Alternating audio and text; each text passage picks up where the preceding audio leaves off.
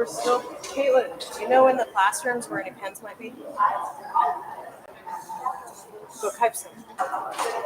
You might watch my coffee, my drink. We need like 5. Yeah, give me a second. Because we need like 5 more. I got Rob from the fridge.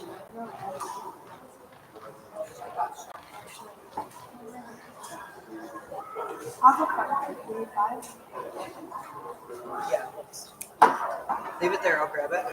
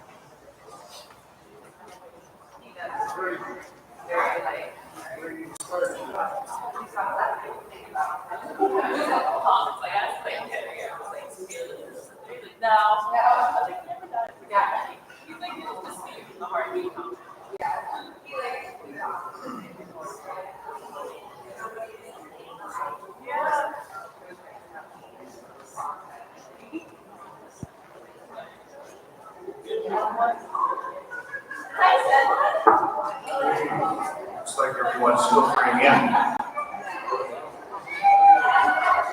Good morning, everybody. While we wait for the festivities to start, thought I'd start us off with a story. While everyone sits down. I've done one up village of Wales, but something about me you want to know is that when I was first on this path to wellness, I got a puppy up at Fairbanks, brought it down to Anchorage, and on my way down to Anchorage, I thought I would name my dog something really significant about reminding me of my new journey living sober. And I thought I'd name it Tracks, because that's what we're going to do, make tracks together, new ones at that. And while I was driving down Parks Highway, the poor puppy got sick in the car, and I took that as an omen that that wasn't a good name. And so I thought, okay, I'll name my dog Sober. So I named him Sober. And a couple of my old buddies came over and asked me what the dog's name was, and I went, covered my mouth. And they misinterpreted it as Silver. They started calling the dog Silver, and they said, no, my dog's name is Sober. What do you mean, Sober? That's a dog name. I said, that's my dog. That's okay. You get your own dog and name it what you want, because all of our friends used to have names that connoted or reminded them of drinking and using and all that. So one day, I was trying to teach the dog how to sit, give it rewards, push its bottom down and sit with the command, sit. Poor puppy, all it wanted to do was bounce around and play, and I got really impatient and I blurted out, stay sober! Little story while we're waiting to get started. Okay, I got my secret squirrel item so that I can be told when I'm supposed to do what I'm supposed to say. Anyway, again, my name is Ken. My sobriety name, you can consider it what was May 10th, 1988. And been sober a few 24 hours. Been nice, it's a new way of living, and I appreciate it. And so I'm going to get instructions from the boss. So I'm going to pause for a second.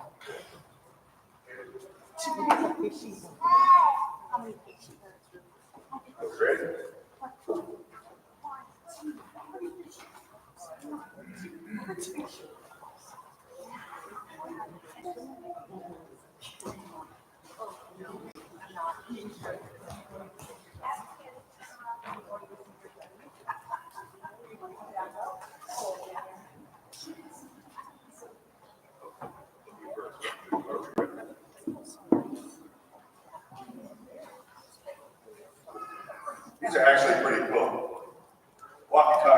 in your ear. All right. Again, my name is English name's Gregory Lossman. I'm fortunate and honored to be your MC for the festivities today. And I think we're about ready to get started, if I'm not mistaken. And I'm call up the native village of Eyak Tribal Chair, Brooke Mallory, to get us started. Is he here? In the house? All right, or she, pardon me.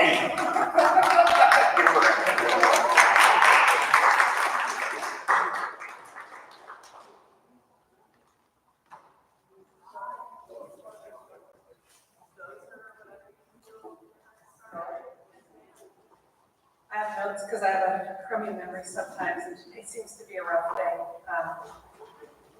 I'm still in awe of fancy earpieces. That never used to be for NVE, for Sobriety. That's pretty snazzy.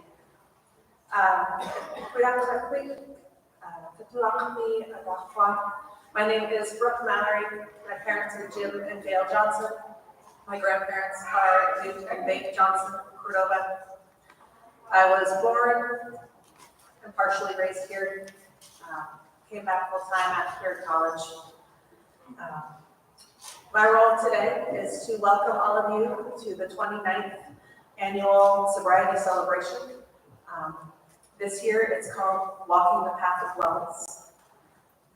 Over the past decades, our celebration has grown and evolved with the people in our community. Quite taken on the earpieces, like that's waiting. Our event started being just one partial day, and now it's over the weekend. Some of our guests have traveled thousands of miles to be with us today and our community. And many who've been with us throughout the years are here with us just in spirit, even when they can't be here in person. This weekend, we take the time to celebrate each other. We dance and sing with our dancers. We will cheer on our youth during NYO. We will honor ourselves with traditional markings. We will speak our traditional languages.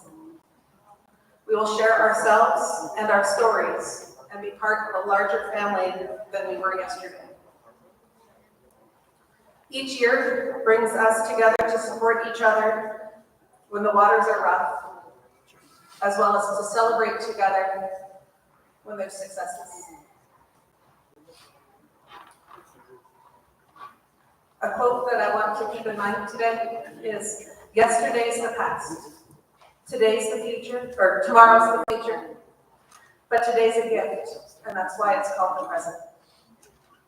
So thank you for being with us last night and today, and let's make the 29th annual Sobriety celebration one to remember.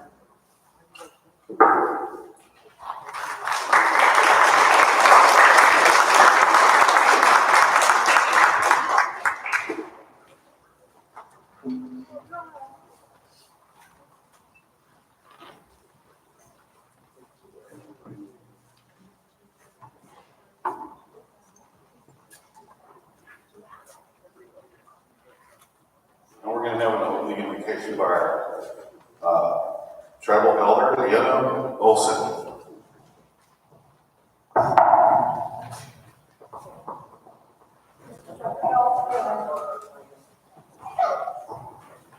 Ask the Lord's blessing today. Father, we just thank you for your goodness and mercy to us. We thank you this day that we can worship you and we can ask you to be our guide through the day. I ask you to bless each one here. Thank you for your goodness to us. We ask all your blessings in the name of our Savior, Jesus. Amen.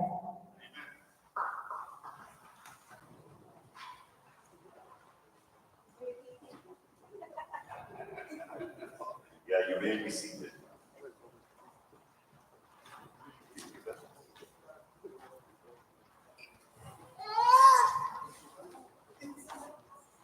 And we're also going to be having a spiritual blessing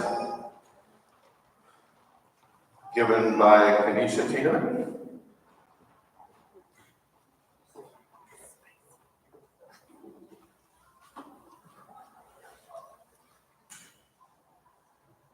Thank you. I know I'm standing in my laptop because I need to have things in front of me so I can read, and not get distracted by the audience. May we invite in the direction of the north, the stillness of winter's calm, nurturing our heart, mind, spirit, and root you with the power of your ancestors' presence. May we invite the direction of the east, the spring light inspiring the soil for new growth and transformation, with new beginnings to follow your path. May we invite the direction of the south, the summer expression of vitality and communion to flourish and to nurture your true self. May we invite the direction of the center, the heart of all directions, bringing harmony, balance, and unity here where the sky meets the earth, rooted in the power of who you are.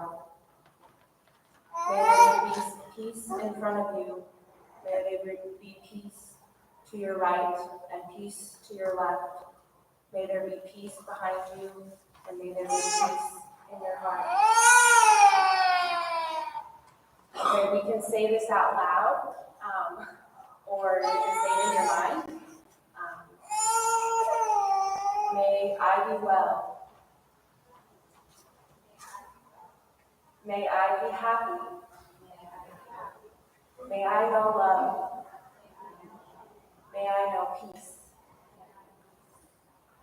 And if you're comfortable, you can turn to the person next to you and say, may you be well. May you be happy. May you know love. And may you know peace. Thank you.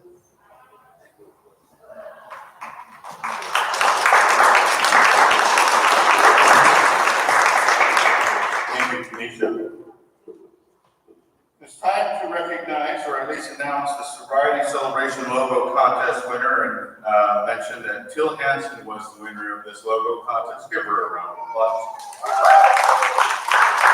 This is an annual contest that was created to support a unique theme and to bring awareness and excitement to each sobriety celebration.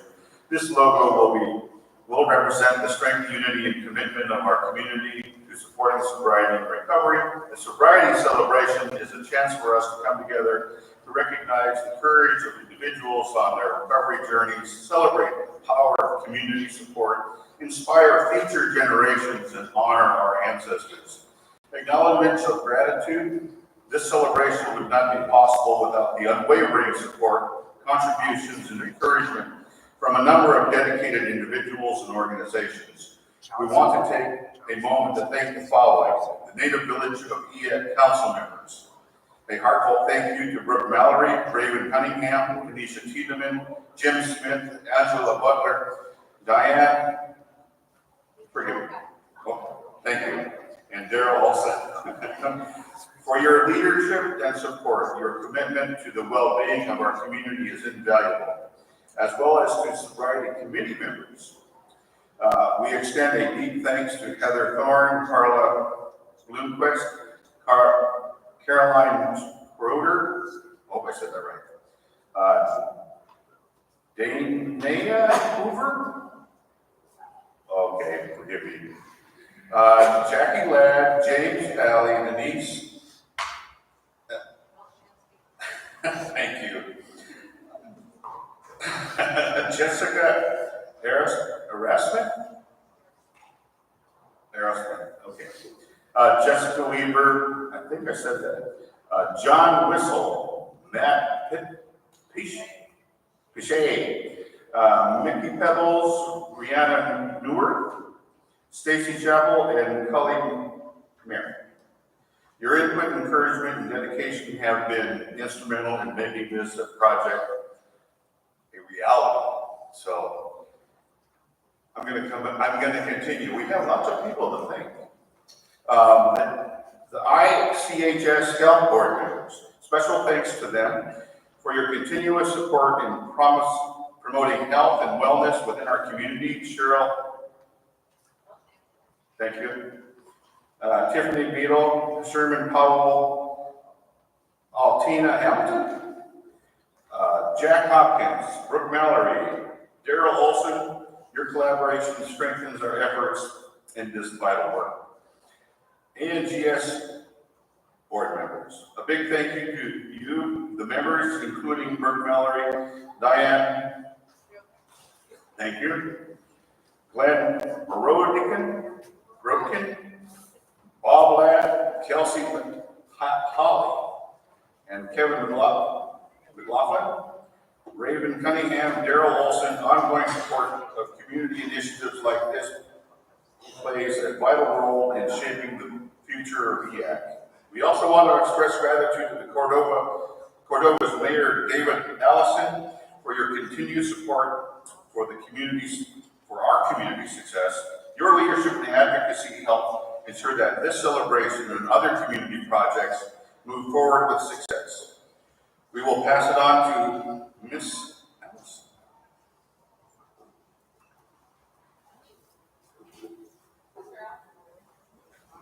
Mayor Alice.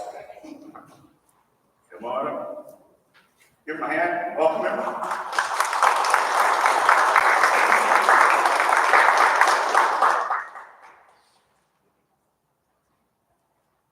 Thank you. Wow, can you believe it's been 29 already? I think I've been to probably all but a couple of these, but I was especially like the logo that Tio came up with there. Shows that our path to wellness isn't a lonely journey. We're together in this ourselves.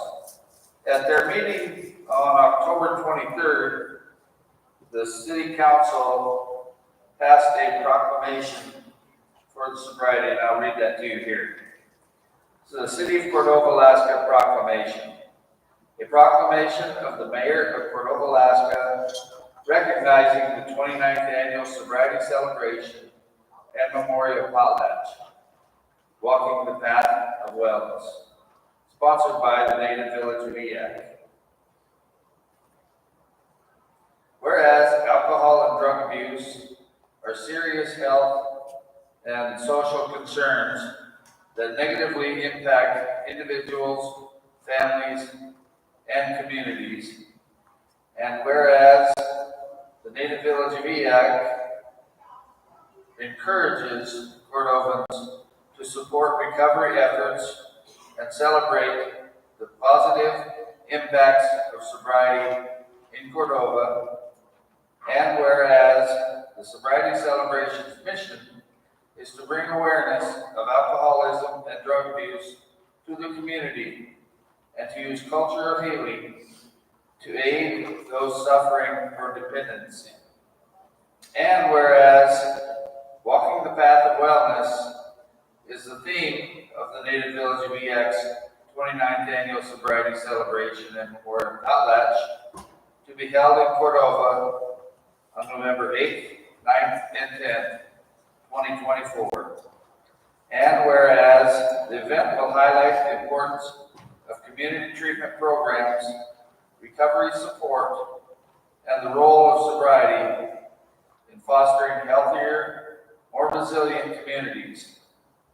And whereas the weekend of celebration will include a sobriety countdown, Alaska Native dancing, and local speakers, including inspirational words from representatives of the Alaska State Delegation. Now therefore be it proclaimed that I, Mayor David Allison, on behalf of the City Council and the community of Cordova, do hereby declare that the Native Village of Eyak's 29th Annual Sobriety Celebration and Memorial Potlatch is an inspiration of community commitment that addresses alcohol and drug abuse using cultural connections and shared heritage. This is signed this 23rd day of October, 2024. Thank you.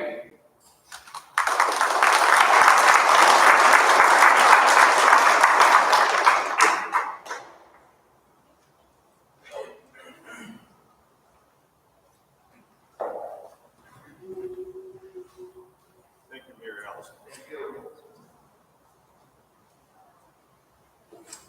Looks like we're way ahead of schedule, which is great. I don't mind. Some backstory. I've just been asked to let you all know that I've come full circle. Back in the early to mid-90s, I had the pleasure and honor of being the Alaska Federation of Natives coordinator for the sobriety movement effort, and I worked with the council in that regard. They were encouraging organizations and IRAs, federally recognized tribes and student councils to become honored societies and charter groups. One of the resolutions that was requested was just a basic template. I'm not going to bore you with the details of reading the whole thing, but the now therefore be it resolved part, it says, now therefore be it resolved that the board of directors, place name, hereby adopt the goals of the AFN Sobriety Movement 1 to encourage and support alcohol-free and drug-free Alaska Native families, to encourage the practice of traditional Native values and activities, to cooperate and support existing groups working to promote sobriety among Alaska Natives, to encourage the formation of sobriety groups in every Alaska Native community, to encourage and support sober Alaska Native leaders and role models, hereby pledge to host at least one annual meeting or festival that celebrates sobriety as an attractive lifestyle for the people we respect and honorably serve in our community, region, or corporation.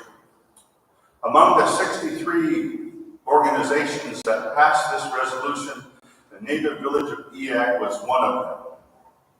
And during the first festival, I recall, I was given the opportunity to do the blanket toss as a community building model of what it takes to create environments of support where we all have a hand and commitment in the process to create that safe environment for our youth, which we will probably have an opportunity to look at here later. But what I want to say is that I've come full circle. And it feels really, really special to me that I have this privilege and honor to come up here and be an MC for the day or for the weekend as the former AFN Sobriety Movement Council coordinator, which later led to the first amendment to Alaska statute that requested, that passed in 1996, that stated Alaska statute, what is it, 4301, 43, but anyway, 4703, I can't remember all I remember is what it said. It'll be the policy of the state to recognize, reinforce, and appreciate the example set by its citizens who lead and support a life of sobriety. That's the Alcoholism and Intoxication Treatment Act. And when the AFN Sobriety Movement Council was looking for something in statute, Mr. Doug Modick, he said, you know, it's really great that we're getting all this positive feedback from the legislature, the Senate, and the representatives. When all said and done, however, if it's not written in statute, it seems to not exist and they ignore it. So there's got to be something done about that. And so the council, the chairperson there, who was it? It was General John Schaefer at the time, the late General John Schaefer. He looked at me and said, Greg, I want you to query all of the statutes and see what might come as close to the concept definition of sobriety that we have. And at that time, the sobriety definition that council held was that sobriety really just meant a positive, healthy, productive way of life, free from the devastating effects of alcohol and drugs.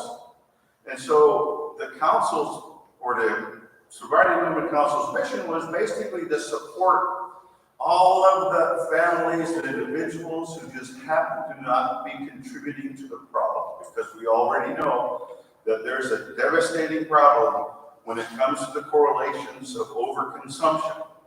And those families or individuals who were leading lives of sobriety were being basically kind of in the background, in the closet. We're not going to pay attention to them much.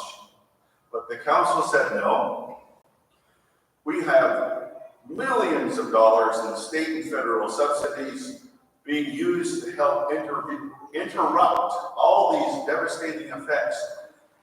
And in 1989, it was determined that of all the money that was being pushed in this direction to curb this problem, it wasn't working. What we could do, however, is reinforce those families and individuals that walk the path to wellness. And that's exactly what you're doing here. And you've been doing it for 29 years. I'd give myself an applause for that.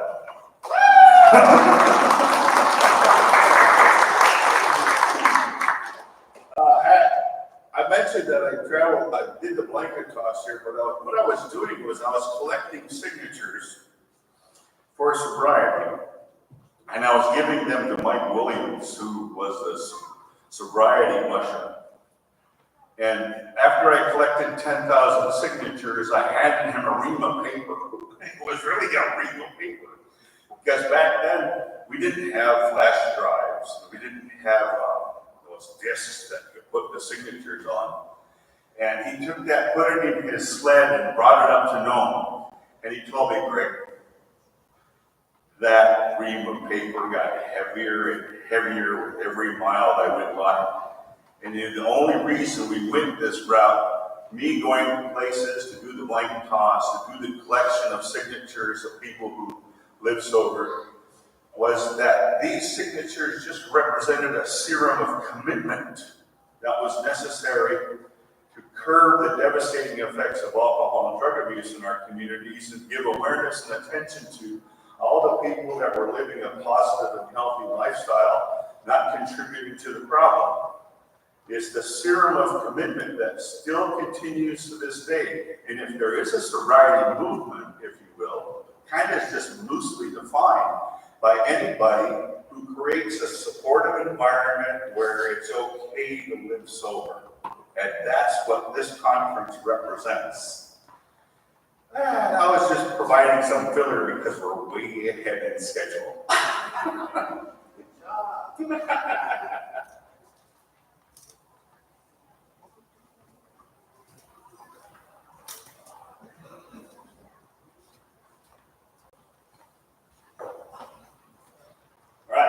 So, I think we're ahead of schedule now. I mean, we're on time. We're going to introduce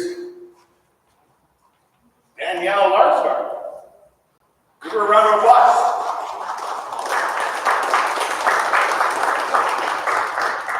Good morning, good morning. I'm so happy to be here and to share space with each and every one of you. For those of you that don't know me, I'm Danielle Larsgaard. I'm originally from Bristol Bay. Most of my background has been in domestic violence, sexual assault counseling, and then I had a dream that I wanted to incorporate culture into the services that I was providing.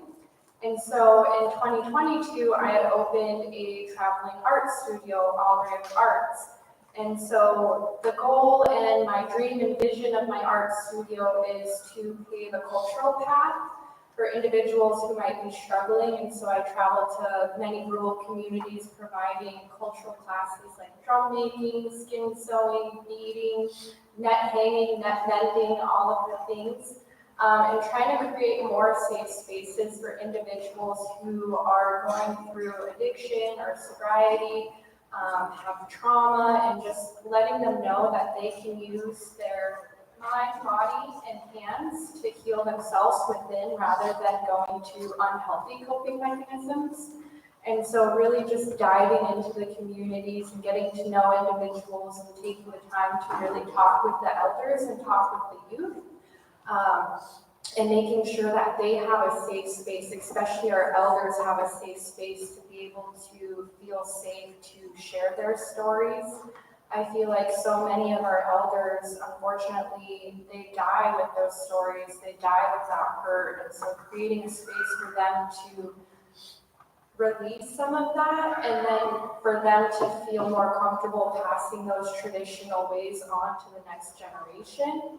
And so then I also like to do a lot of youth groups and just giving them a voice and giving them a seat at the table. And I think the most important thing for our youth is when they're at the table with us, and they should be at every table with us, is that they feel seen, they feel heard, and they feel valued. And so just looking around the room, we have a great amount of youth here. I just want to applaud you.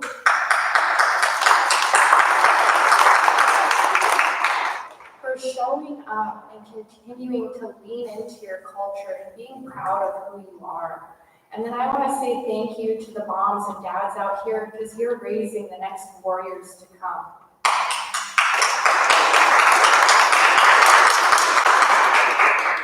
And then we're going to give a really big round of applause to our elders, because they are our knowledge, our wisdom keepers, and they paved the path for us to be here today.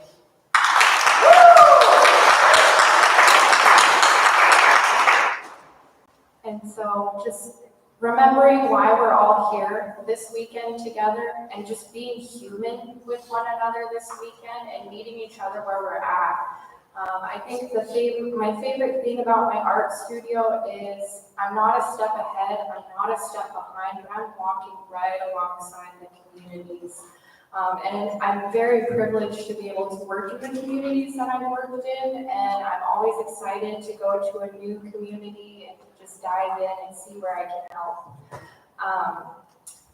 And then besides that, my 7-year-old, Jason Larsberg Jr., he's my little broke best friend, I refer to him. But he always has to go everywhere with me.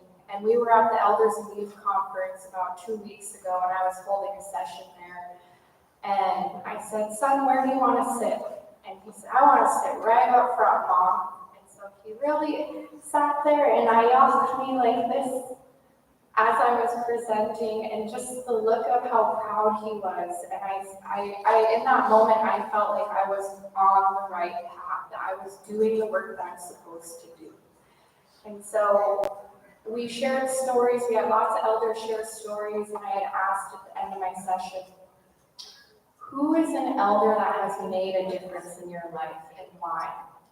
And my son's hand went flying up, and I said, all right. And he took me by surprise, and he goes, you know what, my grandma's my favorite person. My mom would never consider herself an elder, I'll just say that. And so he goes, my grandma, because she takes time to do things with me, and she loves me so hard. And I had my proud mom, and I'm like, oh, don't cry. But then we got to hear from the elders of why the youth were so important to them. And they bring a breath of fresh air. They bring a new light, a new perspective into the room. And they're so eager to learn and just absorb the things. So if you have time this weekend, grab an elder, grab a youth, and engage in a courageous conversation, or just simply check in. How are you? And I know I've asked a few people, how are you? And they say, oh, I'm fine. Sometimes it takes a second time to really ask, how are you really doing, to go a little bit deeper into that conversation, just checking in with those around us, just loving each other as human beings. But that's kind of what I have for us this morning. But before I end, I just want to do a quick breathing exercise. You're welcome to stand, you're welcome to sit. But for this part, we're going to take a big, deep breath in for Mother Earth.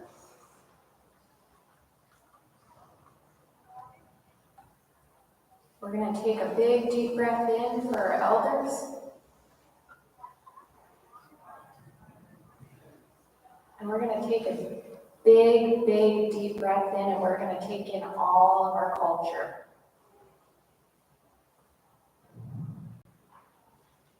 And I just wanted to thank each and every one of you for traveling, for being here, for showing up, for being present, for being engaged, because without you, we wouldn't be here today. So thank you very much. Koya.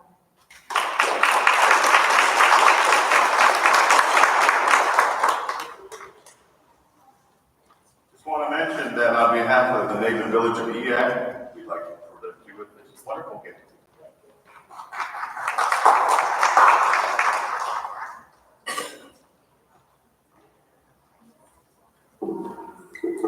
Good morning.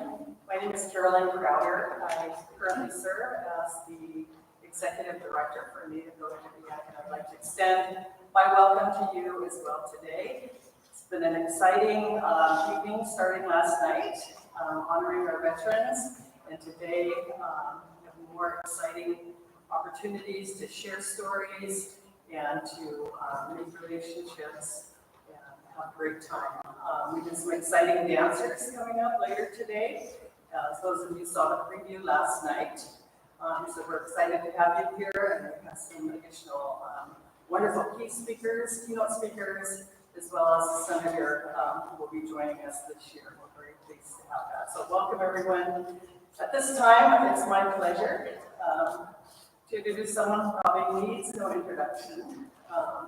Natasha Singh is the interim CEO and president of the Alaska Native Tribal Health Consortium, and I've had the pleasure of working with her in over 10 years, where she served as general counsel for Canada Chiefs Conference and accomplished many great things in that role. After she left there, she went to work for the Alaska Native Tribal Health Consortium, and in May, when Valerie Davidson left, Natasha stepped in as interim, so we're really happy to have her. She serves not only as co-lead negotiator for the statewide Alaska Tribal Health Compact, but she also serves on the Secretary's Advisory Committee, which makes policy and budget decisions that impact all of our Native people. It's my pleasure to welcome Natasha at this time, and let's give her a big hand.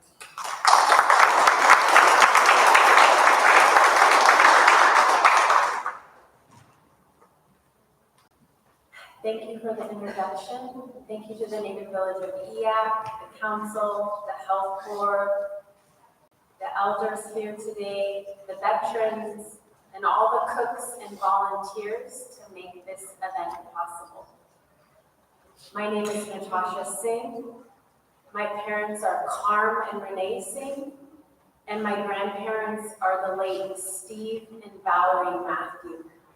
I'm a Stevens Village tribal citizen. Stevens Village is right in the middle of Alaska on the Yukon River. Currently, I'm the interim CEO and president of the Alaska Native Tribal Health Consortium. But really, in the context of this celebration, I'm the daughter of sober Native parents.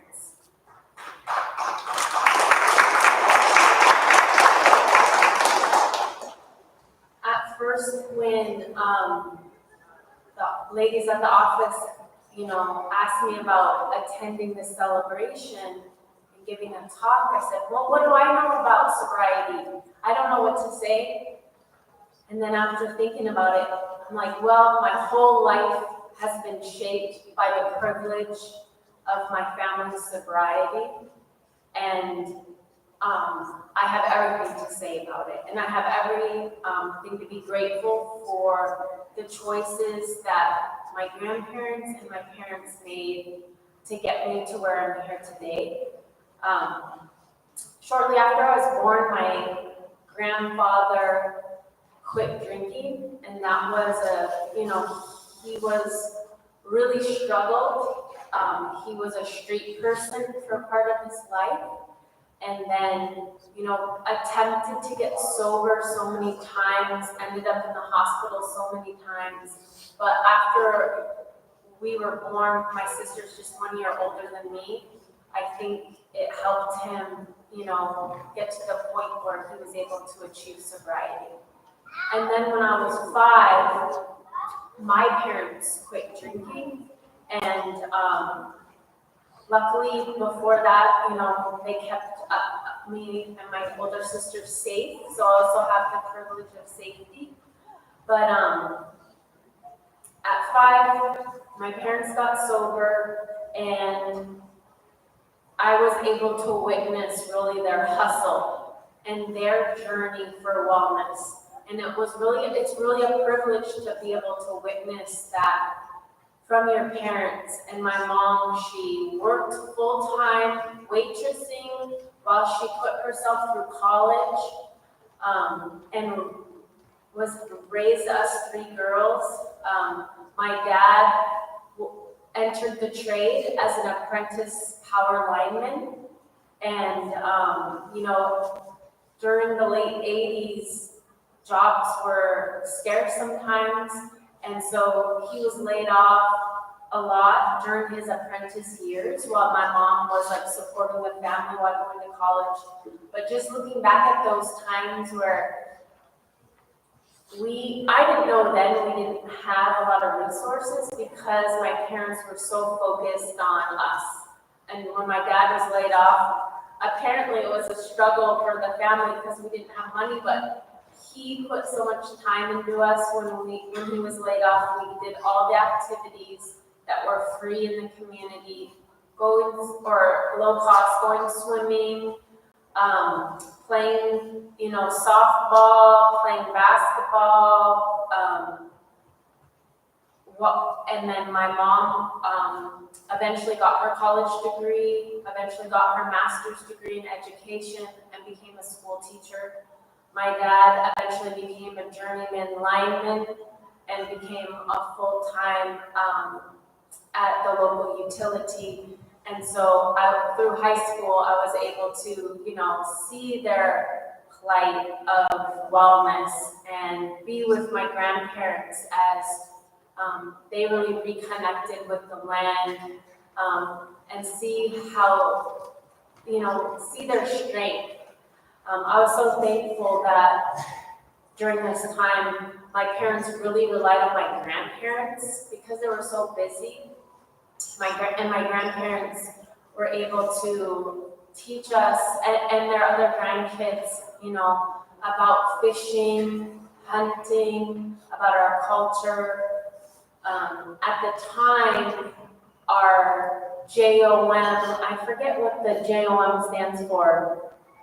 Johnson O'Malley funding was so strong in the schools.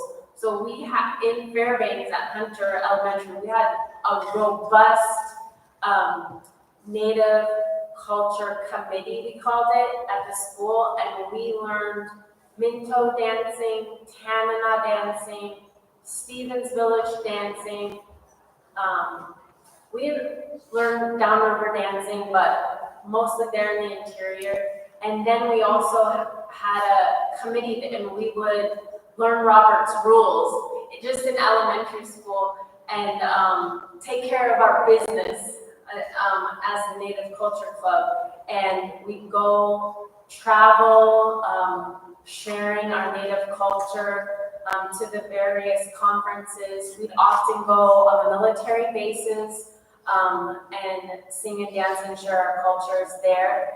And so I just wanted to tell you a little bit about my story before I kind of get into the AMTHC report, because I think it's so amazing to think about. We're talking about generational wellness, generational sobriety, and we are turning out our Native people in a really holistic place. And it's just something to celebrate. And I'm so privileged to be in a position where my parents really put me first, and my grandparents totally redeemed themselves and put their grandparents first. Even though they, struggled as parents, they really stepped up as grandparents. And so I am where I am today, mostly because of, my family's choice to be well, and they really set up great examples for me to be well. Now I find myself as a mother of 3, and I tell you, It's probably the biggest challenge I face is being a parent. It's way easier being a CEO than raising kids. It's a challenge and it's really scary.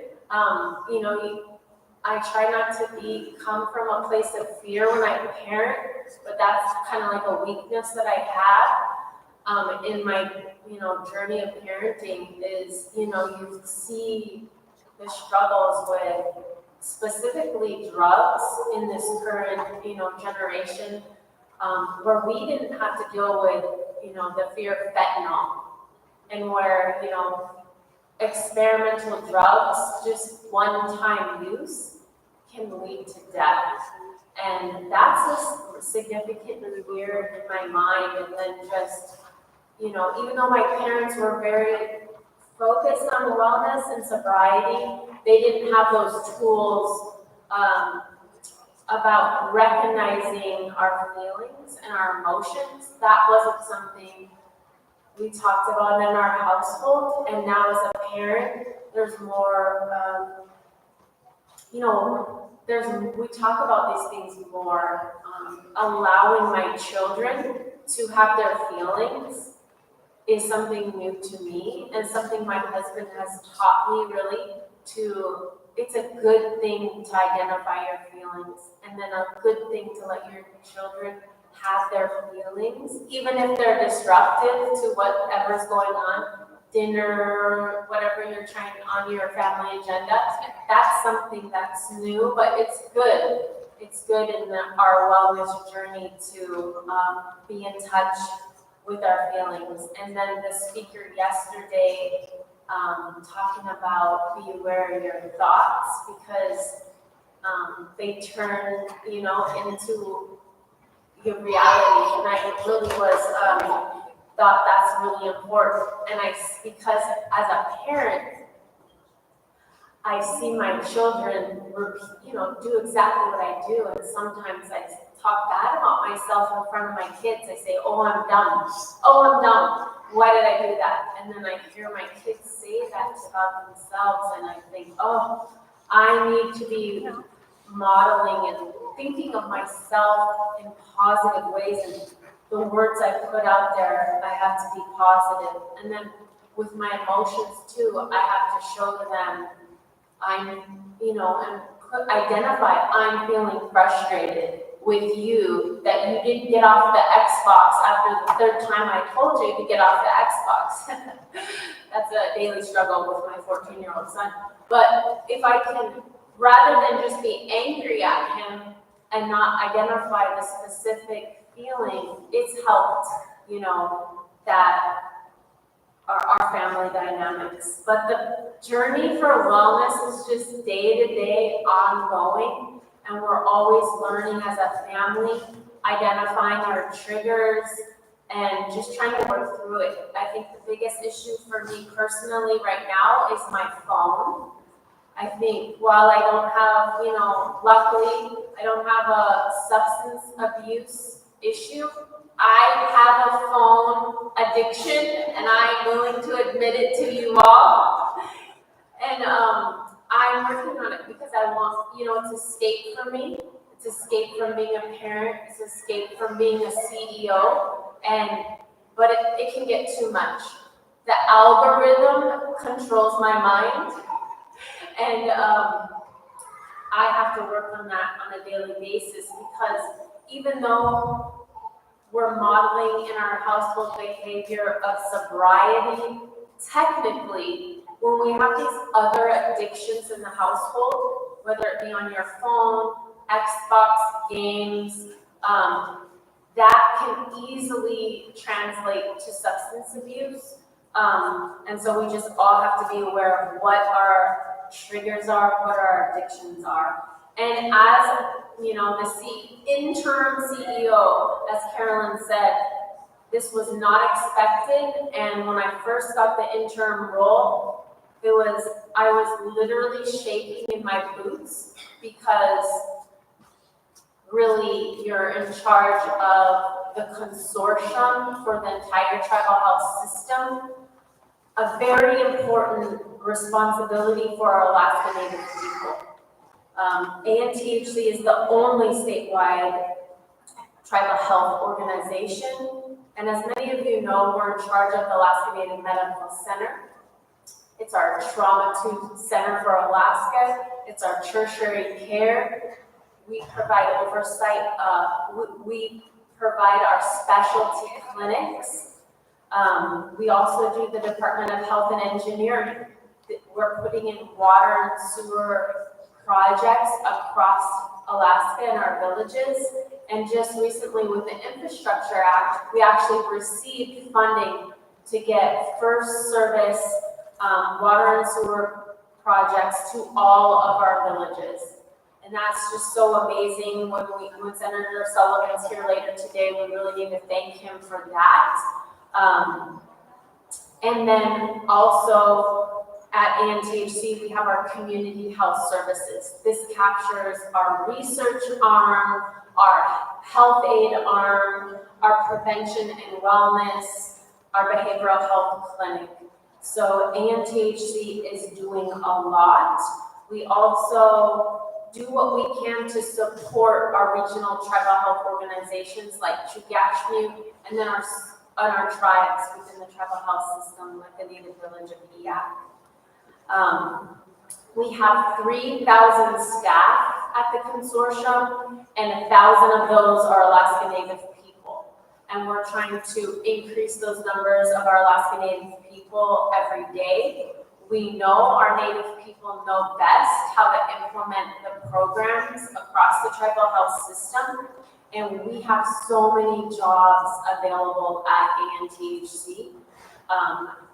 So many. And when I was looking into career fields, I didn't know about our tribal health system and what's available. You just think doctor, nurse, those are very important, but if you're not great at the sciences, maybe you're like, oh, I wouldn't have a job in tribal health, but it's so much more than that. We have finance, accountants.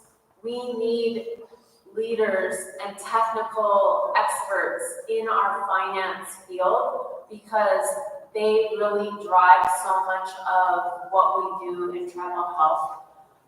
Foundational to healthcare across America is our technology.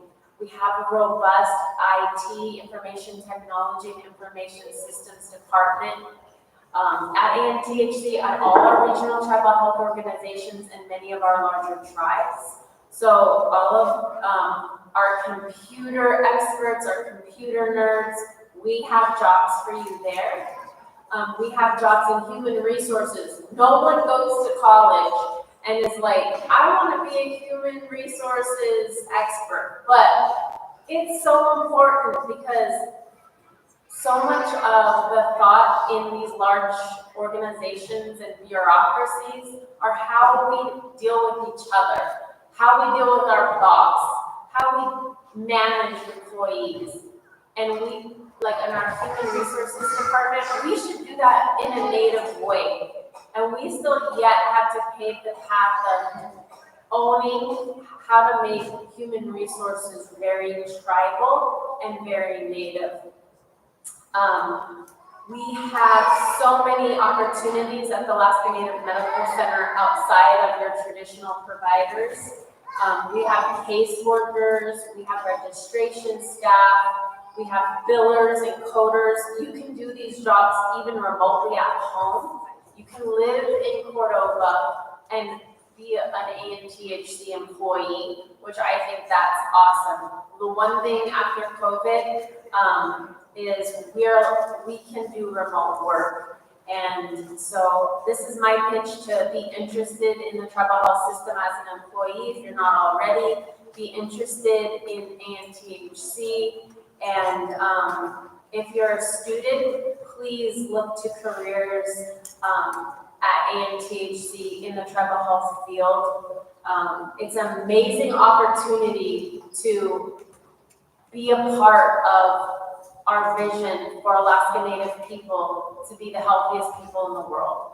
Every day, when you work in the tribal health system, you get to be a part of that vision, and so it's a satisfying career. It's scary. You have a lot of responsibility, but it's so satisfying that you can troubleshoot day to day. You can build strategies to help uplift our communities.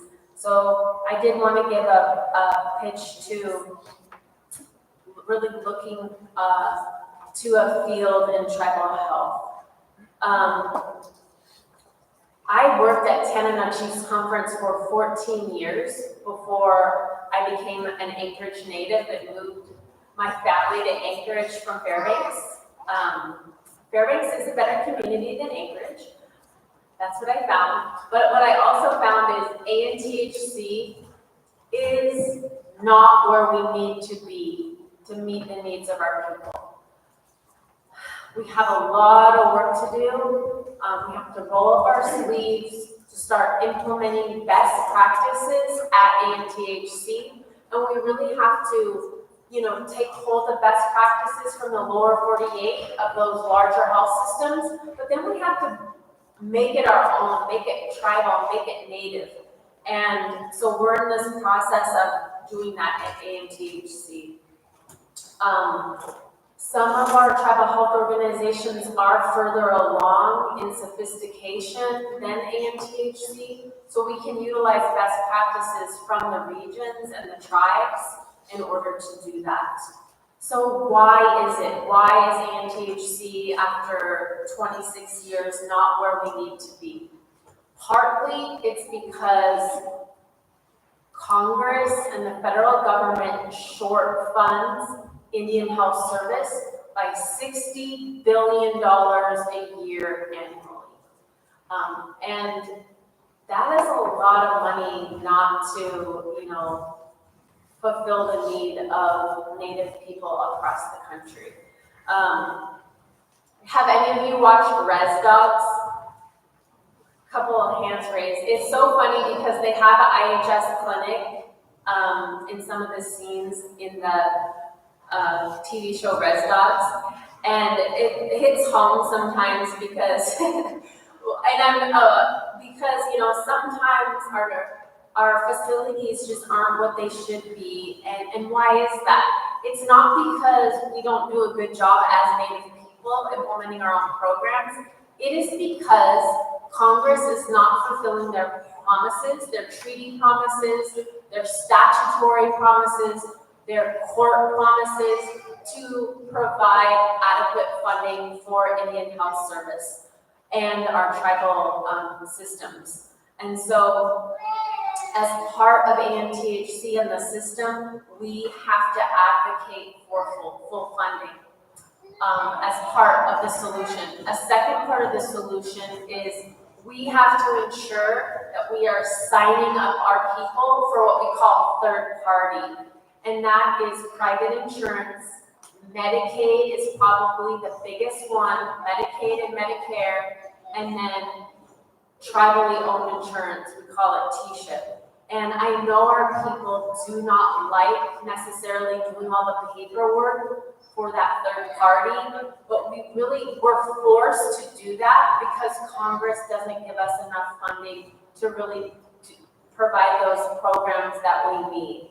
And to elevate the tribal health system altogether, we need to sign up our Native people on the monthly, on the yearly for our Medicaid. This will provide quality and access our patients need. I know I've been told, don't talk about funding in dollars because our Native people are not dollar signs. And I totally get that. But when you're on the business side of running a hospital, running a clinic, running an ambulatory center, funding means quality and access to our Native people. And so it is on the forefront of our priorities at ANTHC, that funding component, because when we have adequate funding, our people can get in, they can have that access to specialty appointments. access to ANMC. Right now we have a problematic emergency room at ANMC. It is a safety concern. ANMC hasn't been expanded since the doors opened in 1998. Thank you to the ANTHC Health Board for authorizing the expansion to address some of our patient needs. But that is really just getting to the surface level of what we need for our people at the consortium at ANMC. Part of what we're trying to do at ANTHC is really making the consortium of the tribal health system. We don't want it to be just this legal entity in Anchorage. We want to be accountable to the regions and to the 229 tribes. So last month we had a forum called, we invited the tribe and the tribal health organizations together, and we took up some issues that are really pressing for the tribal health system, including our electronic health record, the hospital, behavioral health is a big one, and patient travel and housing. What I'll say about behavioral health, because it's relevant to this celebration, is we do not receive even a fraction of what we need to deliver behavioral health for our people.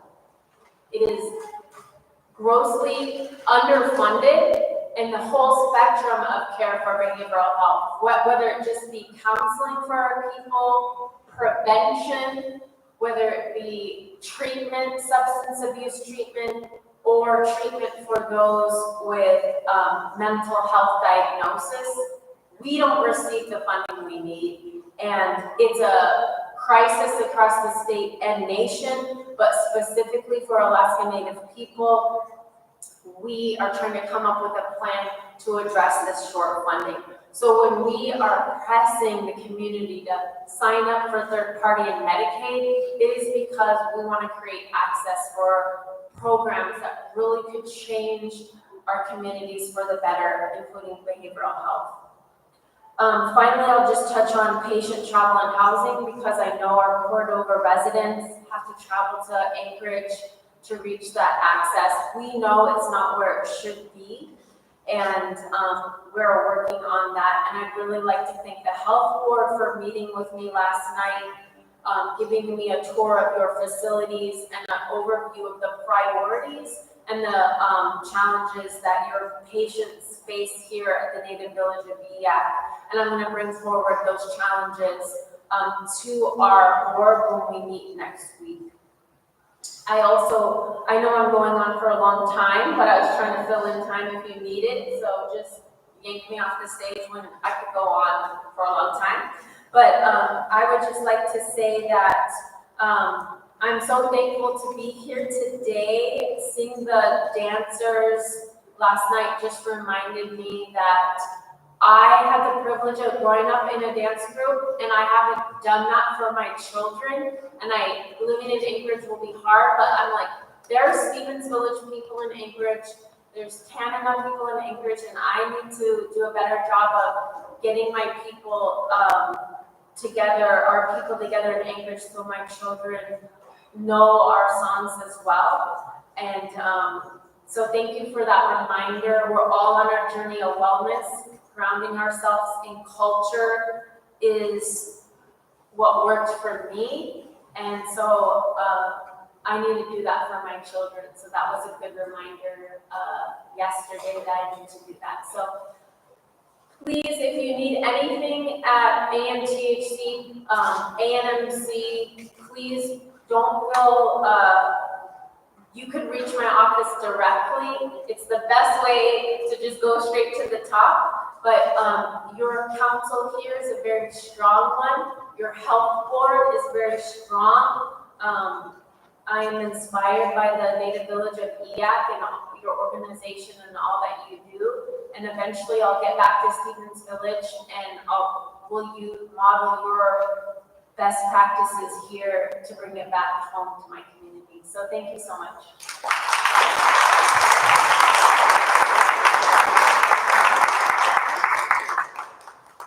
I just want to thank you, Natasha, again for being here with us and honoring us with your presence. I appreciate you sharing the role model that you are in your story, but also reminding us that the path to wellness also includes the ability of our youth and our tribal members to exercise self-determination by applying for those jobs that we have. The healthcare field is one that is wide open for anyone that wants a career in that area.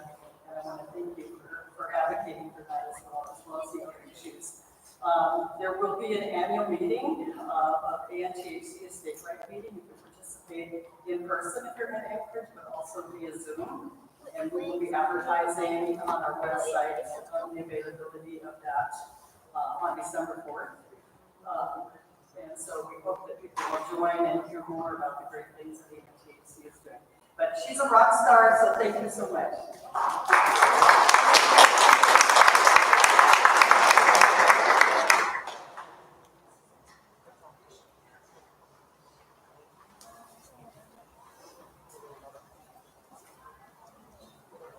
That was great, wasn't it?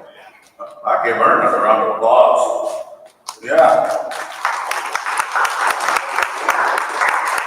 And we have more exciting guests to share with you. We're going to be introducing Jessica Weaver and Shannon Phillips and doing a presentation on the Native Village of Eyak Youth Rising Star. Come on over and give them a warm welcome.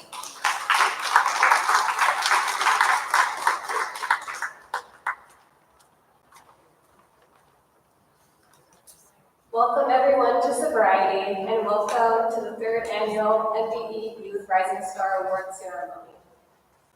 This award recognizes the remarkable accomplishments and emerging leadership of our tribal youth.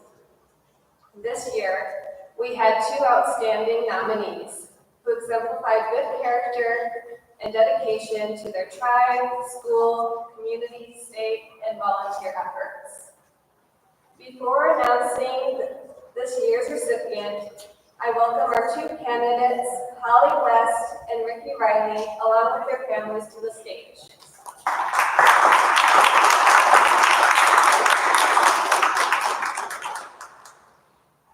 Unfortunately, Ricky cannot attend the ceremony today due to a volleyball game, but I'm delighted to have her mother, Stacy, stand here.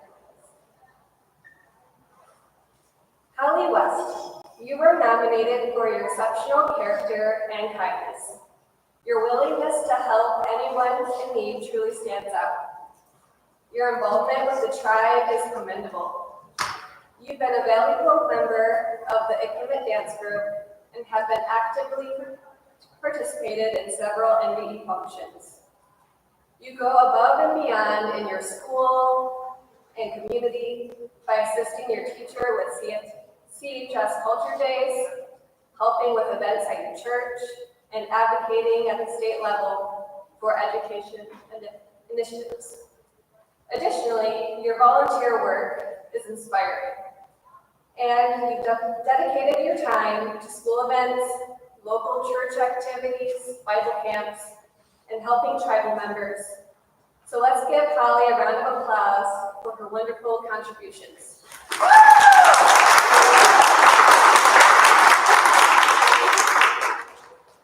Ricky Riley, you have been recognized for your positive character and the kindness you show to everyone around you.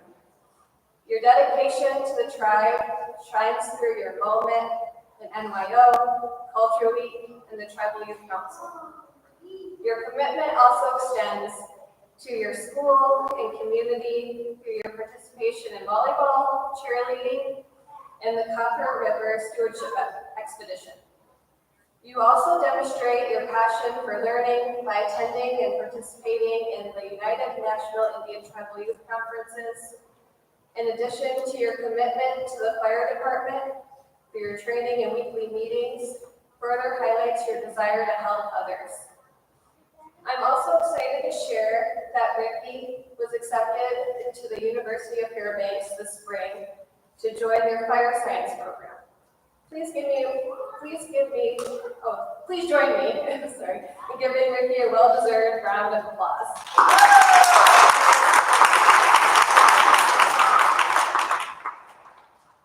So as a token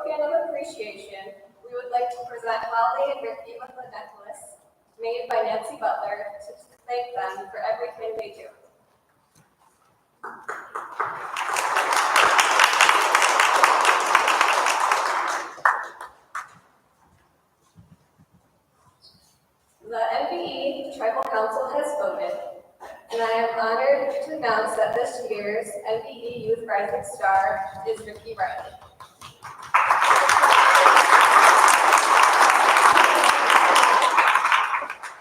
In recognition of her outstanding achievements, NVE named the star after Ricky.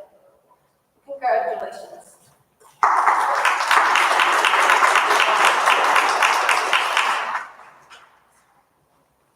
Both ladies are on the path of wellness and have significantly impacted our community. They truly embody their characteristics of rising stars, and we believe only great things are in store for both of them in the future. So thank you, Holly and Ricky, for your amazing contributions.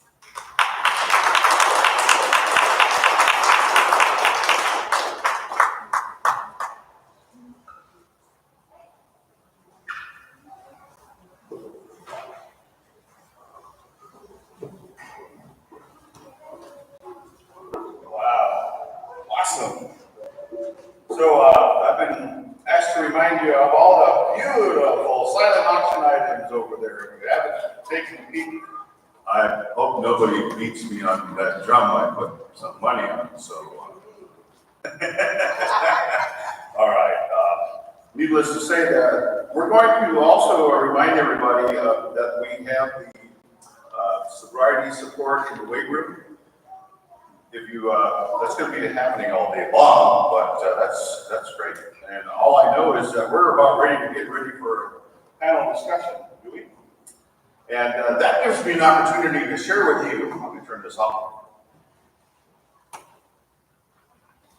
And turn this one on. I don't have to speak very loud on this one. I was going to wonder, who owns that drum right there? Oh, you do? Okay, great. You know, let me share with you a story while they're getting ready in the back. So I work for the Alaska Native Tribal Health Consortium. And in wellness and prevention, food distribution, but there was a lady that was a manager of the injury prevention program, and she said, Gregory, I was talking to the director of Office of Boating Safety, and we were looking at all the campaigns on encouraging people to wear life jackets. We did everything, print media, audio visual media. The only thing we haven't done is we haven't integrated it into our culture. We know you're in a dance group. You think you can compose a song on the importance of wearing a life jacket? I brought it back to our elders. They provided some words in the on the Kids Don't Float campaign. And I looked at that and I went, how do you turn that into a melody? I'll have you know, for those of you with a smartphone, get your smartphone out, go to YouTube, you'll get some instructional video on this float coat dance that you're going to learn today, right now. Someone volunteered, I think. I'm volunteering in the drum room. Okay. So I'm going to show you the motions. I'm going to put this down. You can even make it a bench dance right where you're sitting. Oh, yeah, you're going to get out of this one. Okay. Can you hear me okay? Yes. All right. I can set this down. Do you want to drum or do you want to drum? Yeah, you can drum. Okay, just do the motion. I'm going to show you the motions, okay? The first motion was oaring a boat in a canoe, right? So you're gonna do the beat, not right in the beginning. We're gonna do this twice. The first time is practice. And if you're not wearing a life jacket, you sink, what are you gonna do? You're gonna blow bubbles. So those are the bubbles motions, okay? So, and when you're treading water and not wearing a life jacket, and you sink and you're not wearing what you gonna do? You're gonna make bubbles. So reach down, grab a floating object, give it to a friend or loved one, and float. So simple. It's called the Eyak hooked up wheel. Kids don't float. You all have all of those borrowing life jackets at the Edgewater, at the boat dock. You know what I'm talking about. So, you ready? Give her a round of applause. She did an awesome job.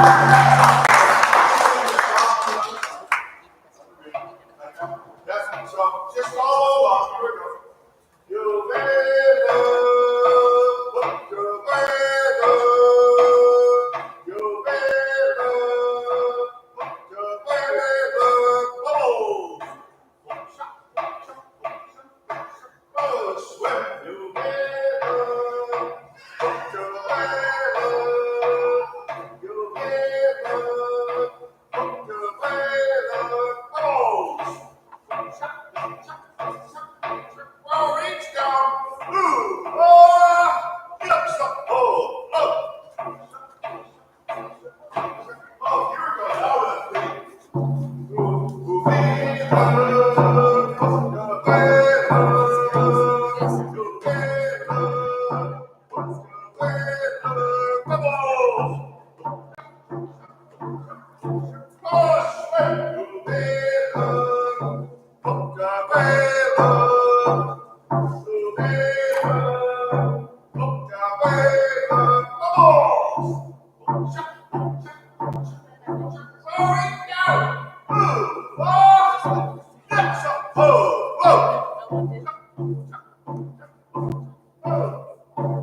You know, that's a public, what do they call that? Service announcement.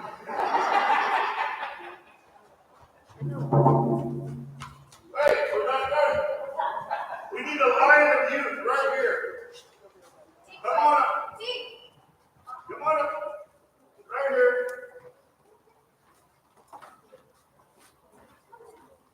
That is some help. Participatory. Now, what we wanted to do, if you go to YouTube and you write quote, dance, this is the public domain. It's right here. Okay, and you get to keep this song and dance and promote wearing life jackets. Because they save lives. Okay, give yourself some elbow space. Now, everybody knows how to order boat. Everybody knows how to make bubbles. Everybody knows how to swim. Everybody knows how to reach down and pick up a floating object, give it to a friend or a loved one, and everybody knows how to float. Okay? Softly, it's always practice at the beginning. Here we go. Starting on the right side.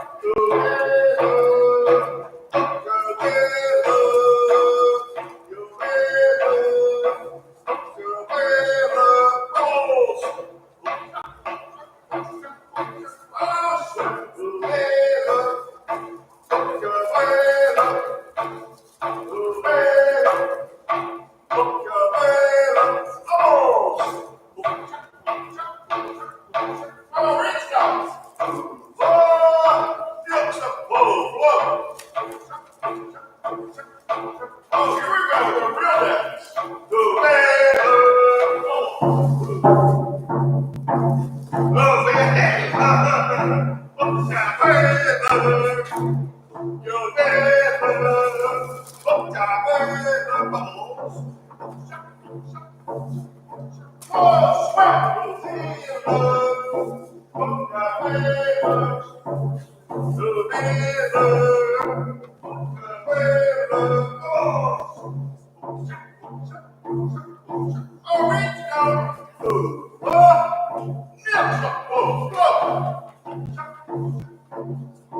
Oh, yeah, give my hand.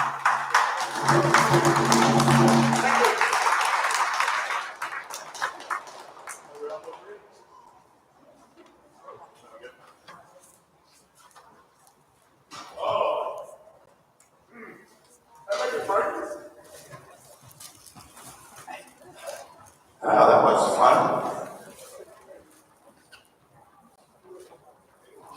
We getting? So this is a panel discussion, fireside chat, if you will, on living sober, the path to wellness. So who would like to start us off? There you go. All right, good morning again. I'm Danielle Allray of Florida, and I'm originally from Bristol Bay.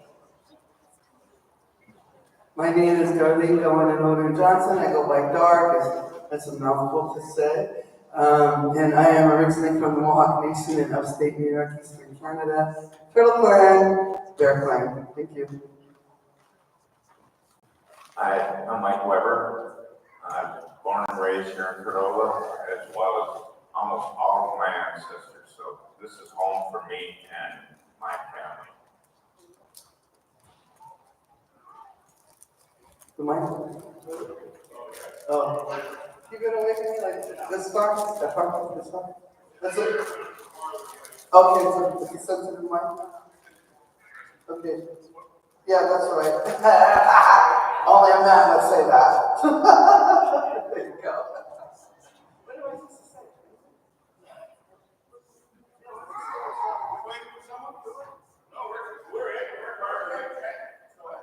What I want to know is, what got you, which of you would like to share why and how you got started living sober? I'll tell you, for myself, I enjoyed occasional recreational, social right to do what I wanted at the time. At the ripe old age of 26, I prayed for help. I had a divine, wondrous intervention. That's an acronym for something else, but I'll let you figure that out. I think for me, growing up in a household that it was very normal for drinking, very normal for late night parties, sometimes going to school with very little sleep, going to school with a hungry tummy, and just, my parents' priorities weren't necessarily right. So once I became a mother, it was really my goal and my dream is to give my son a sober lifestyle and for him to be able to feel safe and strive and thrive within our home and creating a safe space for him. And for me, all I remember was I was an egomaniac with an inferiority complex. That I could do anything, kind of like Gregory, we can do it all. And then I was humbled very much when I got sober, realized that, no, you can't do all that stuff. You were very selfish, self-centered, and needed to slip up. And that was in 1990. And it took a while for me to get sober. I had a few relapses in there. And I think that's something, a message I like to share with people, is that relapse, unfortunately, is part of your recovery. So, the first time you relapse, okay, it happened. Jump back on the wagon. You don't have to keep going and going and going for another 2 years or 5 years or 20 years. Or even worse, just give up. Just get back on there. It's okay. Forgive yourself. Everybody else does. Get back on there. Thank you. I might mimic a little bit what she was saying. I was raised in a family with just about everybody drank, and it was, I kind of remember it wasn't really that pleasant being a child, and of course, time went on and I started drinking, but I realized that handled alcohol well. So I wanted to be sober, and I looked into it, and that's in part of my speech tonight. But you know what? I can have as much fun being sober as I can when I was drinking, and I feel much better about it. And to me, what is important is almost all of my children and my grandchildren never seen me drink any alcohol. Is that a statement? Well, to me it is. It's powerful. So what is sobriety? To me, sobriety is pretty much a daily celebration. And I wake up, and when I go to bed, that's when I'm thankful, because that day's over. Tomorrow I'll do the same thing. So, one of the things that I want to reflect on is getting sober was not an attractive thing when I was, I identify with everybody up here. Mom and dad, stepdad was a lead guitar band player in the Montana Club. Anybody ever been there? I was a 4-year-old kid sitting on a bar stool drinking Cokes and eating those little red cherries. And all I can remember back then was the unpleasantness of the uncomfortable nature of someone coming up to me and saying, "Oh, what a cute little boy you are." And that whiskey breath would just blow you away, right? Okay, so it became a lifestyle. Granted, that may or may not be happening now, but what I want to say, or at least ask a question or talk about, one of the challenges of living sober is I started losing friends. All of those friends that I hung out with from Mount Edgecombe, my athletic days, or even at the World Mowing Olympics, the athletes, that we were a clique. We were a clique of people who hung around with each other. I sobered up, and then I was blacklisted. I wasn't invited to any social functions that this clique started going out with, and so I was lonely. But I did find a way to hang out with other sober people, and all of us have to find a way to do that. But if you could share with us, what were some of the challenges getting sober and staying sober? I mean, I think you touched on a really good point there. I was always the life of the party. I was always the one ready to go, always, a hootenanny I was, I guess. And when I wasn't ready to be a hootenanny, when I wasn't ready to be the life of the party, I lost friendships of over 15, 20 years. People I thought that I would grow old with now, look the other way from me because I'm not partying with them. Or a lot of comments that I got was, "Oh, you think you're better than us now." And that really hurt because I was not better. I was just living a healthier lifestyle, and it really hurt my feelings when my friends and even some of my family members just didn't support that. They didn't see it. And so I always tried to remind friends, like, you can still invite me. I don't have to drink to have fun. And then they would see through me that you can go and do things without alcohol and still have just as good of a time. And some of my friends seen the path that I was walking, and later on they started stepping into that path and just kind of asking, like, how did you do it, or like, why is it so hard? And it's because you do lose friendships, but in the end you really do find out who your true friends are. And my circle got a lot smaller, but I can tell you what, I can call those people in that circle at any given time. I just need them to provide a listening ear. I just need to vent, or I just need to cry or something, but just realizing who your people really are.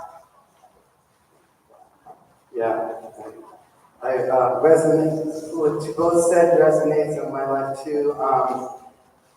When you're partying and you're the life of the party, like I was the same way. I was like real gregarious, I had lots of friends. And I remember my mom, who didn't drink, but just for maybe once a year for New Year's, she got close. I remember her telling me, those are just good time friends. They're just good time friends. And I'm like, well, yeah, we have a good time when we're together. But it was beyond that. It was like, wait until you're not drinking, or when you don't have any money, or you don't have any drugs, or you don't have any alcohol. Wait till then and see how many of those friends come around. And so when I first got sober, that's exactly what happened. I found out I had a bunch of good time friends, and nobody was coming around. Nobody, I didn't have money, I didn't have any drugs, wasn't having parties, wasn't having other things that they wanted, and so I did. I lost a lot of friends, and then I didn't know what to do, and I kept wanting to drink. Going, okay, this is the way I get my friends back. If I drink, then I'll be back in the program again now. And I just had to get one with myself. Basically, I just started to learn to be comfortable with me, and just stay at home. I got into art. That was one of the things that really helped me a lot. I'm a photographer, I'm an artist as well. And one of the things I did was I picked up my camera and I started to go look what was right with the world, because we spend so much time looking at what's wrong with the world. And so I purposely took that camera and went around the world, not the world, but around my neighborhood, in my community, and started to photograph what people actually said, that's junk, that's wrong, that's not right, that's not beautiful. And I made photographs and showed them to people. And they said, wow, we never looked at that building like that. Or, wow, we never saw that rubbish pile look that way, you know? And so I started to kind of change my lens to look at what was beautiful in the world, what was right with the world. And it just kind of got right with me and my spirit, creator. And so I think just having that connection, that spiritual connection, really helps a lot, and it brought me a lot of serenity. Plus saying the serenity prayer like 99 times an hour, just so I knew that, okay, you need to know the difference between what you can do and what you have control over and what you don't, because a lot of times I thought I had control over a lot of things that I really never did, but it's just an illusion. So anyway, thank you. Right on. When I was drinking, I was one of those loving types of people, like I come up and I hug you, and I might probably slobber on you, but you know what? That's probably almost as bad as one of the maybe the ugly drinkers that are, angry and mean, and because you're pushing people's boundaries because you're wanting to go give them a big hug and tell them you love them. That was kind of me. I am still that way, but I don't have alcohol in my breath. I still tell you I love you. What is the difference? The difference is that I'm sober doing it, so it means more. I remember when I quit drinking, there was triggers everywhere, and the triggers are something like if you see something, and that's a trigger, and it makes you want to have a drink. And when you think about it, I drank pretty good for about 10 years, and everything became a trigger. So everything was fearful for me. But I had to use the tools that I learned to keep me sober, and today I'm just thankful. I have a lot of security inside of me to keep me sober, but if you have one slip, you're gonna go right back to where you were when you left off. And when you left off, it was generally not in a good place. So for me, that part is fearful. But I have my family, and they're always around me. They're almost all living here. And that gives me power, and my friends give me power. And I thank all of you for giving me that power. When you guys ask me how I'm doing, I immediately reply, I'm doing fine, and thanks. But when they ask that, I take it to the heart, and I grab their energy and their power, and that gives me the strength that I need. And whether it's a hug or just a hi, it's important to recognize people that are living sobriety, because slips can happen very easily, and you would be able to tell if they slip, and you know what? They would tell you that they slip, because living with sobriety is living with honesty, and slipping is kind of it's not inevitable, but it happens, and if people get right back on that horse again, they start writing the sobriety life again. Hats off to you. I have many friends who have done that, and all I can say is I'm really proud of them for keeping their success with sobriety.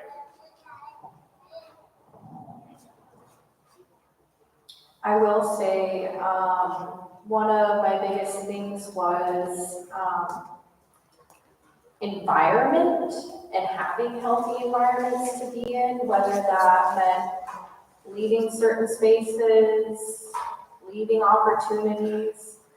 But once I put myself in good spaces, the amount of opportunities that flowed in, and the more that I shared my story, the more of a difference I was able to make. And it could just be one person. And just like you were saying, asking how they're doing and really taking that into heart, but really seeing how one another are doing. And those slip-ups do happen. I've had multiple slip-ups, but it's about getting back on the wagon and trying again. And I've relied heavily on my culture to get me through those extremely tough times. Whether that's sitting in a steam bath, whether that's going to an elder's house and having tea and just listening to them speak, whether that's going and volunteering at the school just to hear the kids giggle and laugh and just enjoy. And then I also found like eating cultural food is so healing. I don't know what it is about a big old bowl of a Gouda that just, it's the best. It's very delicious.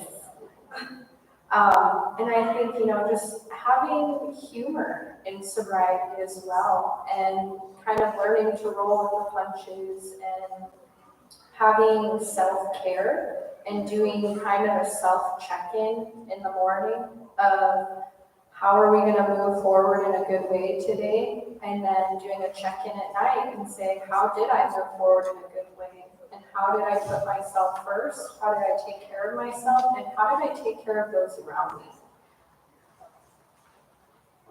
Okay. Thanks.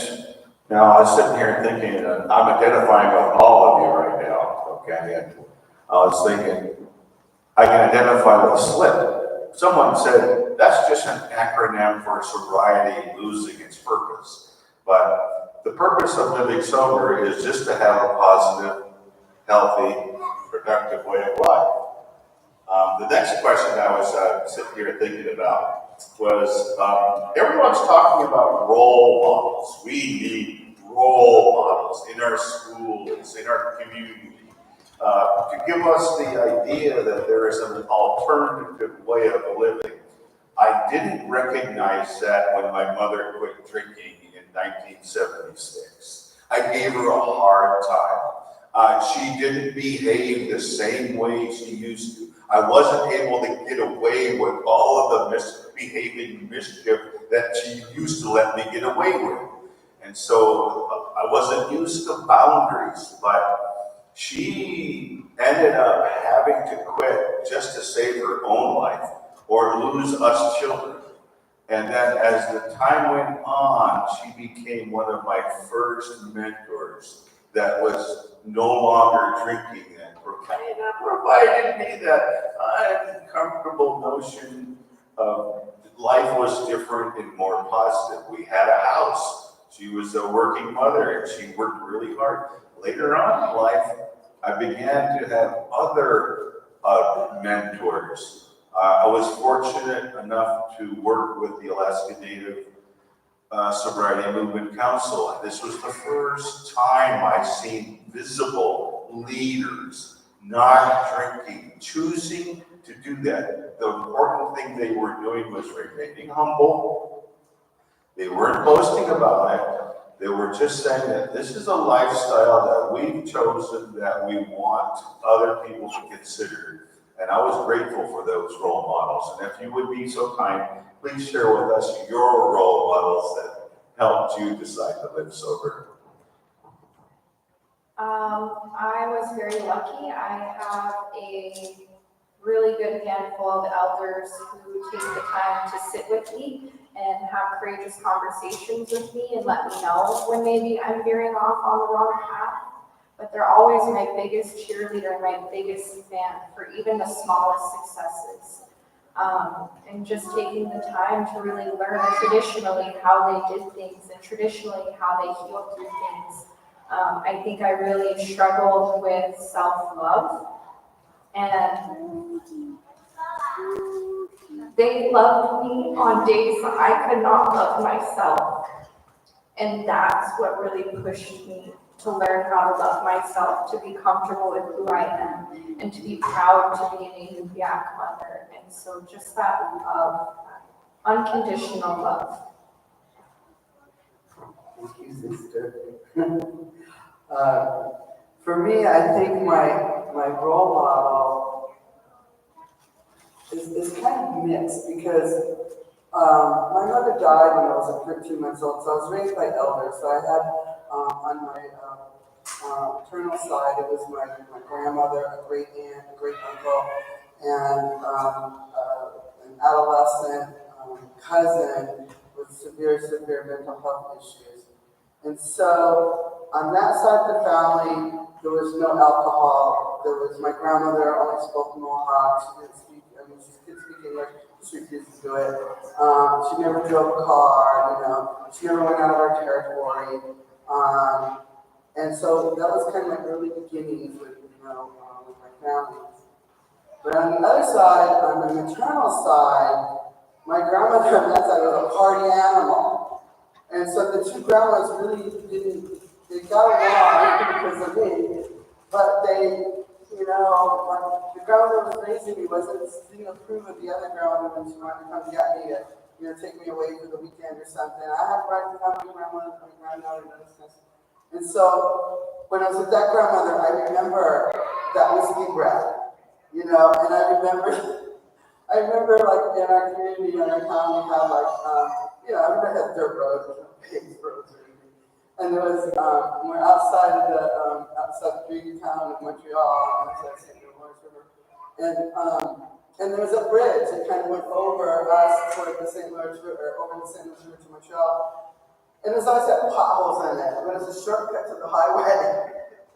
And I just remember my grandma just going, "It's a rocky road to Nolan," and she's just driving drunker than heck, And I was just and I remember I was a little girl because, back then, seatbelts and car seats, just sitting up, in the front seat, holding on the dash and walking all over the place. And the glove box opens up. And there was a fifth of whiskey in there. I knew what booze was. I knew from a very young age because my dad was alcoholic. He was a high school iron worker, a weekend warrior dad. He was gone in New York City, Monday through Friday night, all the men would come back, tail light of cars come back to the city, and then Sunday night everybody took off. And so for my dad, I knew what alcohol was, And so then my grandma, I go, "Grandma, what's this?" And she's, "Oh, that's grandma's medicine." And so, you fast forward many years later, and my grandmother was probably I think she was 60 years old, and she decided to put the plug in the jug and get sober. And I, at the time, was high on the high. I was way deep into my addiction and my disease, just way into it. And I remember, I was in California at the time, she would, look back home and rest, and she would send me these letters, we would write letters, I think computers were around, but weren't as they are now. And so she would write me letters, and in these letters, like she knew, she just knew it was in our bloodstream, it was in our gene pool. She would write me these letters about, get in touch with the creator, go to a sweat lodge, burn that sage, lay some tobacco down. Say your prayers in Mohawk, say the Thanksgiving address. And I just said, what the heck is she talking about? I'm going to the beach, I'm going to go have a beach party in Santa Barbara. And so she kept sending these letters, and I remember one day, she knows that I'm traditional, it's always brought up in the Longhouse. And so this one time she sent me she sent me the Serenity clip. And I'm looking at her and she knows I don't do this kind of stuff. And so I read it, and then it was kind of like something happened in my brain that it made sense. And I'm like, oh, okay, all right. And so, long story short, my grandmother became my biggest supporter of my sobriety. And I did go back to my culture, and I did go back to the language, and I did go back to my ceremonies, and I did go up to all those things. And the more I went, the stronger and more deep-rooted my sobriety became. So that's my end of my sobriety. My hero was my mother. She drank a lot, and when I was in high school, but she sobered up, and it took her like 4 or 5 times to finally make it. But she ended up turning her, what I would say, negative energy into positive energy, and started events here in Cordova, health events like running, and those events are still going on today. So yeah, my mother was my role model, and I was very proud of her.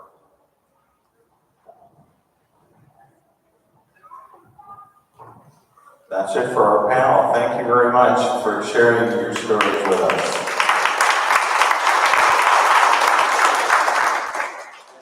It's time now, I understand, for the non-alcoholic dancers to share with us their delightful songs. Correct? We're ready for you. Right? Okay.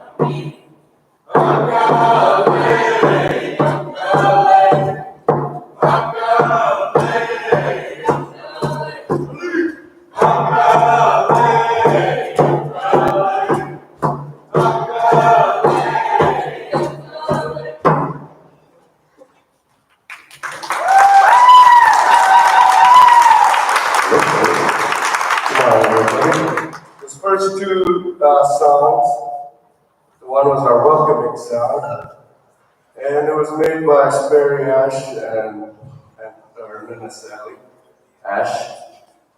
It means we come together, we be strong together, and we look out for each other.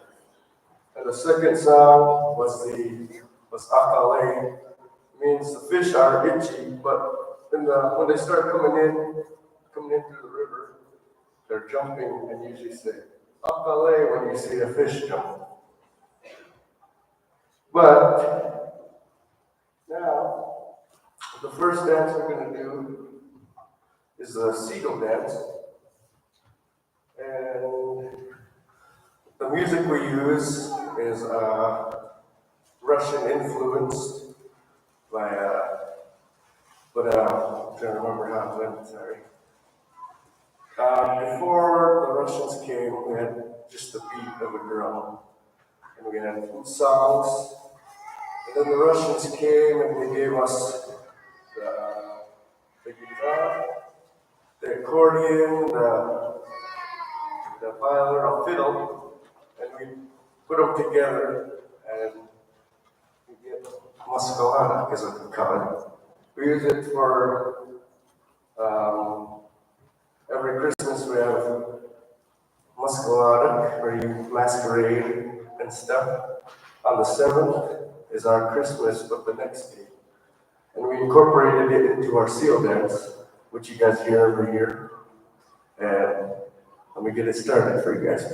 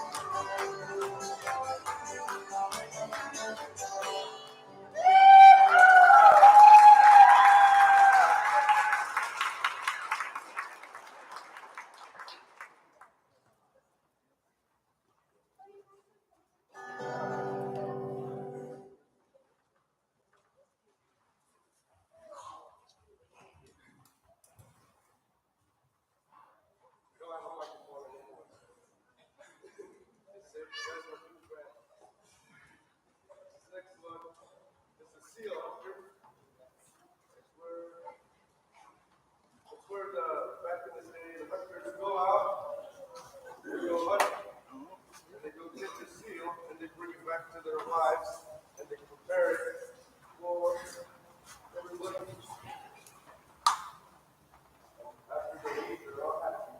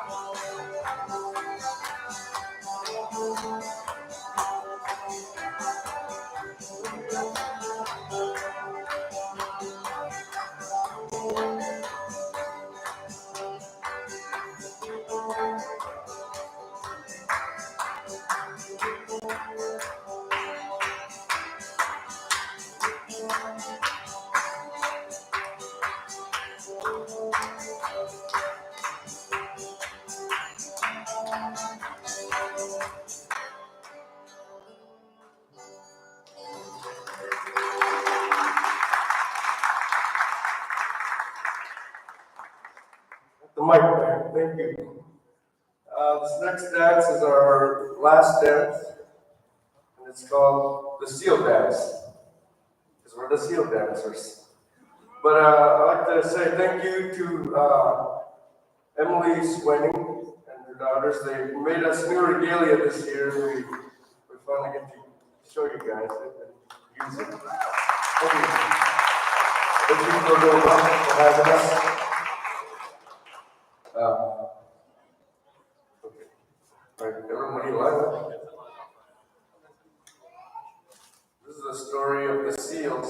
They wake up off the rock to the sound of music. Is what we like to think. But these men emulate the seal on the rock. And the ladies are also seal. They wake up to the sound of music. They dance.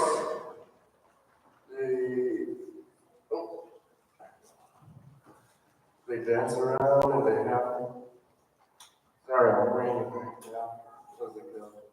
They wake up to the sound of music. They dance with their partner. It's kind of like a square dance, you would say. But this is a seal dance.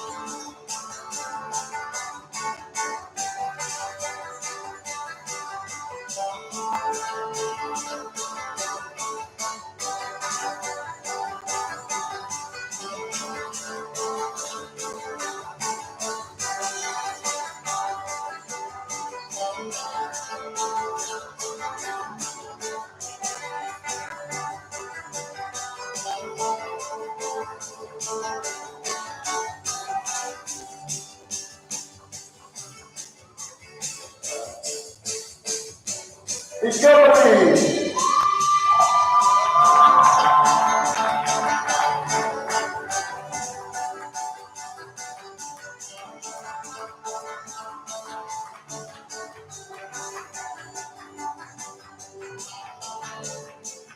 Cultura!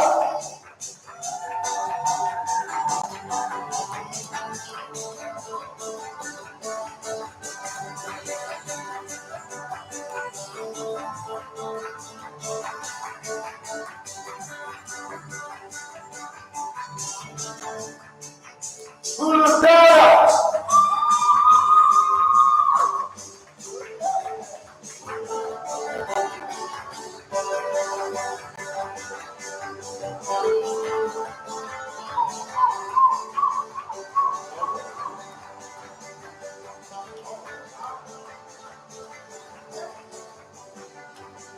Papilla!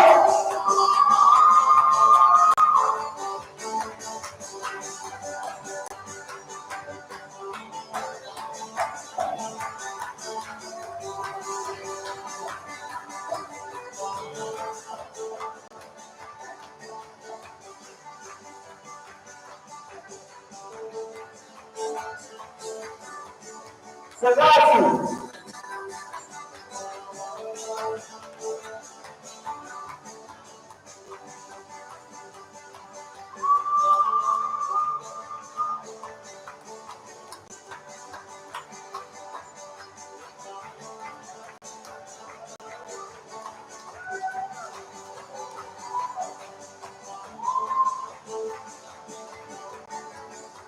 Young students!